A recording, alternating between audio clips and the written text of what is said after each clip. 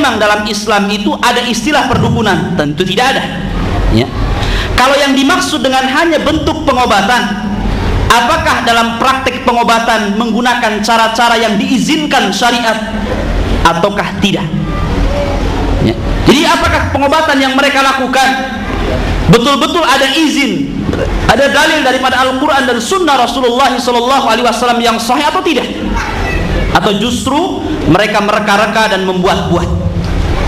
Kemudian nomor 3, apakah ia menggunakan pengobatan yang standar ilmiah?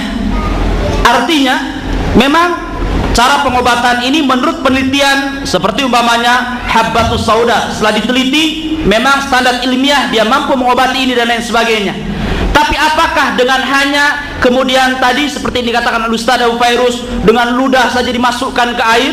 Apakah pernah para peneliti di dunia, profesor berkumpul meneliti ludah, kemudian ludah ini mampu mengobati penyakit ini dan itu? Jangan-jangan seperti yang dikatakan tadi, meludah ke kolam ikannya mati, ya. Itu bisa terjadi seperti itu, ya. Kemudian juga apakah ia menggunakan ruqyah atau jampi-jampi yang sudah diizinkan dari syar'i, ataukah justru yang bukan-bukan yang ia ucapkan, ya. Banyak. Dan memang ilmu perdukunan biasanya kalau orang Jawa, bahasa Jawa itu lebih mandi, sehingga banyak yang menggunakan mantra-mantra bahasa sana. Kalau bahasa Melayu lain lagi, ya, mambang sini mambang sana biasanya, ya. Kemudian juga selain itu, apakah ia tidak menggunakan amalan-amalan bid'ah, khurafat atau takhayul sebagai sarana pengobatan, seperti semedi umpamanya, puasa mutih umpamanya, meditasi, tapa berata dan lain sebagainya? Biasanya umumnya mereka seperti itu, ya. Dan itu termasuk syarat, dan inilah yang tidak boleh. Ada orang yang mengatakan, Ustaz, meminta pertolongan kepada jin kan boleh. Bukankah jin diciptakan oleh Allah Subhanahu wa ta'ala bersama manusia, gunanya menyembah Allah, dan nabinya sama Muhammad sallallahu alaihi wasallam? Kalau nabinya sama berarti Qur'annya sama. Kalau Qur'annya sama berarti ayat wa ta'awanu 'alal birri wat taqwa masuk juga pertolongan manusia dan jin. Kita katakan bahwa, ya, kepada mereka, kita tidak boleh meminta pertolongan jin, karena jin biasanya tidak mau ngasih gratis. Tidak ada jin yang gratisan, pasti jin minta bayaran. Dengan apa? Dengan cara mungkin dia disuruh puasa mutih, mungkin dia disuruh zikir-zikir tertentu, atau mungkin dia sediakan ikan asin, dia sediakan nasi, dia sediakan macam-macam peras dengan kemenyan dan lain sebagainya.